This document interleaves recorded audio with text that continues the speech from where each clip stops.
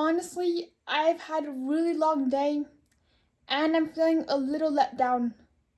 Speaking of let down, someone asked, how do you cope with a strong feeling of rejection as an autistic individual?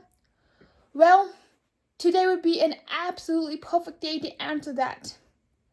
I won't go into any details, but long story short, I did get an offer to do a project. Unfortunately, I was told point blank, you not have the right energy, and your energy is too intense. So, there went that project. But fortunately, I was able to get another project where things are going very well and very smoothly. Knock on wood or knock on screen. Knock, knock, knock.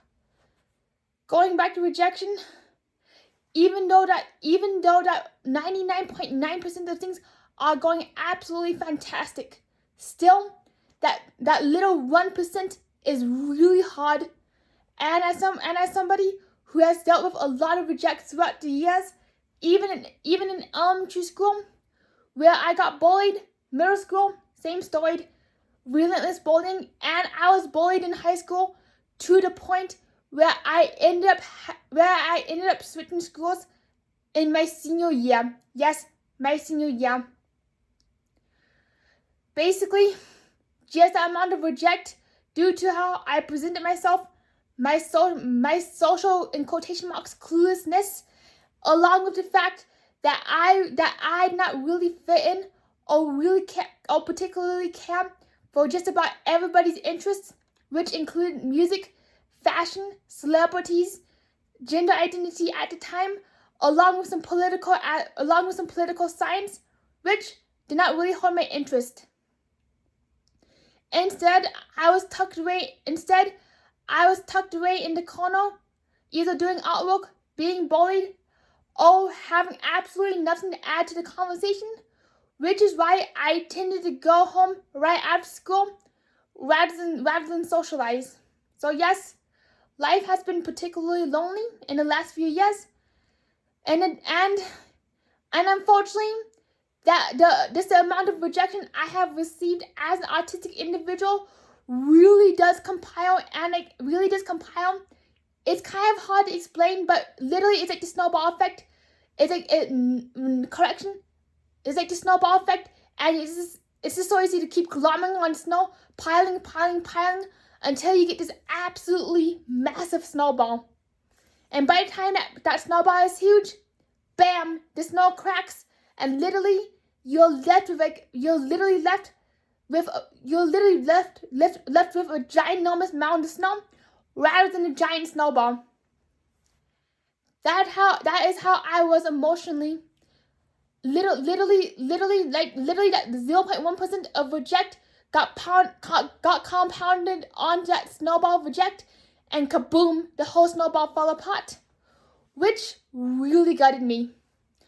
In my head I was like, oh my gosh. I cannot believe that somebody considers my energy too intense. So since somebody considers my energy so much right now, what if I'm not making a good impression at my other jobs? What if I'm not making a good impression at home? What if I'm not making a good impression around my friends?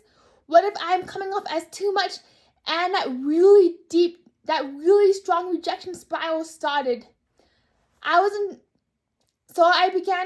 literally began nitpicking and trying to overanalyze what could I have possibly said.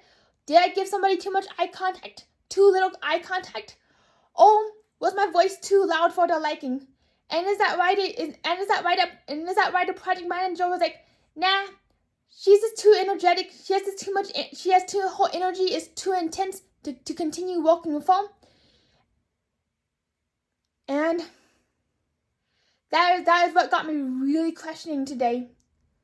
Going back to the question, how do you cope with that level of rejection? I find that I must really slow down. Sometimes I don't even get a chance to slow down until I can come home and decompress. And once I'm in a really quiet environment like my room right now, that is when I can just really start thinking begin thinking logically of what happened, what could have happened, and why I might be feeling that reject. So to start, I know that the person did say that I came off as energetically intense. Yes, I am a very energetically intense individual, and I feel my feelings strong. Whenever I'm happy, I'm very happy. I'm on cloud 29, but whenever I'm sad, I'm like on the 13th basement floor going wah, wah, wah. And there's very little in between. That is my personality style. That's my personality traits. And I've learned over the years of when to appear very mellow and very professional. But yet sometimes whenever something gets exciting, especially if it's around one of my special interests, I'm like, wee! Or like if I receive some really gutting news, I'm like, I honestly have very little ability to hide whenever something really upsets me, and this is how I look when I try to hide it. People be like, well, here goes Simon Jack-o'-lantern again. So as of now, I realize that I can't hide my extremely strong feelings, but what I can do is if I start feeling these feelings, I know that I can step aside, and I must remind myself that it is okay to go outside, that it is okay to take a break, and that it is okay to take a few moments to myself, even if people be like, what's going on with her? What's going on with Simon? It is, it is okay if people stop making assumptions, because I'm able to return and say, hey, I was taking a breather, or hey, I just needed a few minutes alone, just a few minutes of quiet, just to be able to think of what I was going to say, and so forth. Another thing I do about rejection is that I remind myself of the people who I have in my life, such as my family, my friends, my online friends, and sometimes I open up my text messages to remind myself of all the conversations that I'm having, plus my Instagram direct messages and my Facebook, along with LinkedIn. Just seeing the messages and the conversations I'm having reminds me that I'm still a good friend, and reminds me of who I am, rather than what the world perceives me as. Or rather, even better, not how the world perceives me, but how I perceive myself.